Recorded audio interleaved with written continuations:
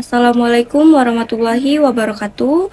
Di sini dengan adanya video ini, saya akan menyelesaikan tugas yang diberikan oleh dosen pengampu saya, yaitu Bapak Teguh Setiadi SEMM. Di sini saya akan memperkenalkan terlebih dahulu diri saya. Perkenalkan, nama saya Dina Aulia dengan NIM 211341, Prodi Manajemen Fakultas Ekonomi. Di sini saya akan menjelaskan tentang komunikasi bisnis. Apa sih komunikasi bisnis itu?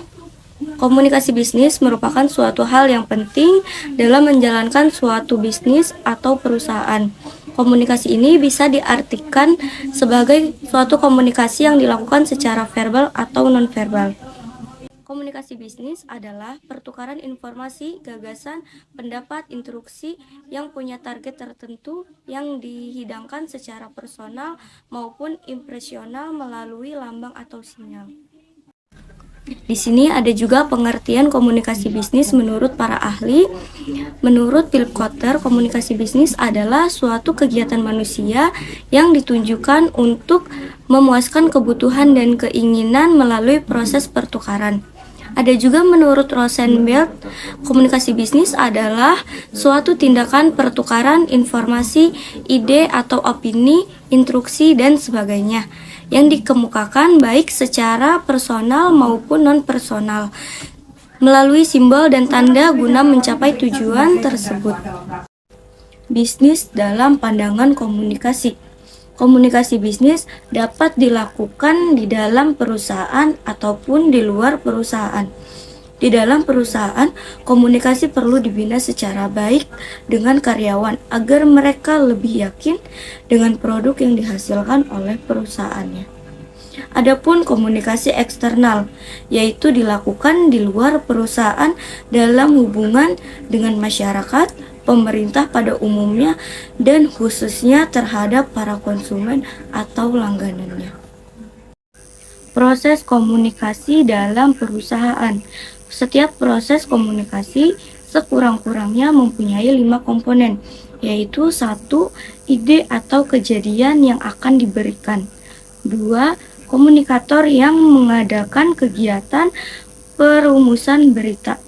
Dan yang ketiga, pesan yang dirumuskan dan disalurkan. 4.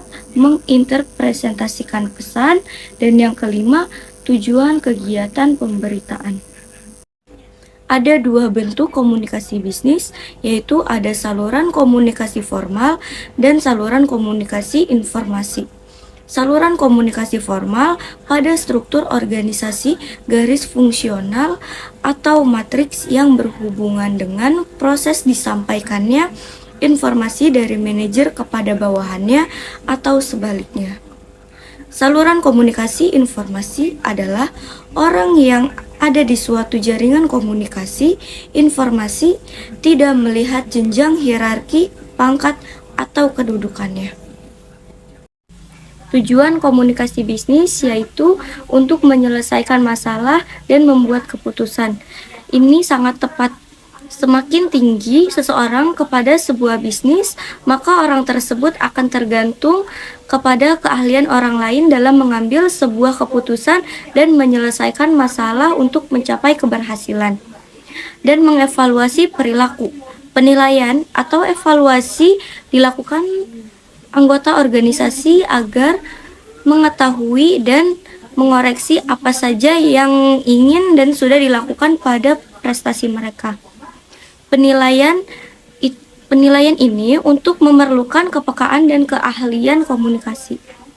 Fungsi komunikasi bisnis yaitu memberi informasi, pengendalian, memberi persuasif atau integratif.